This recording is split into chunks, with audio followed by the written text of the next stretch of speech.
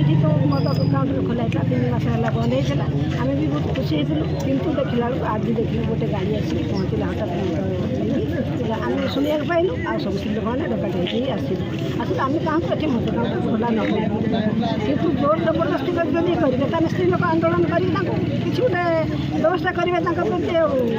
प्रशासन आमको साहय करेंगे आशा करूँ 3 मास पर आम जो मालिक को बंद करूँ घर मालिक को आम मना करूँ दुकान खोलिए ना आज घर मालिक को न कहीकि मद दुकान मद गाड़ी आनी छिया कर आम शुणा जमी पाइल आम सब डाकिक आसिलु कौन रही आपंकर आम संकल्प रही एठी मद दुकान बंद संगे संगे बजार भी बंद कौन मद दुकान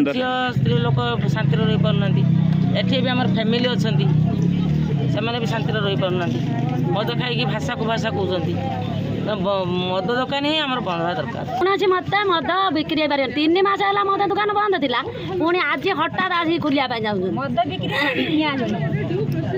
जमी मुझे मद गाड़ीटा भल नहीं जाओ न पिटिकी भांगीदे सैड छानिया नहीं पलि जा कौटी अलग आड़े रखु कि जहाँ करूँ दौड़ी खुली गाली देते पुणी बांधि पकड़े अतरा से आम आसनु स्त्री लोक।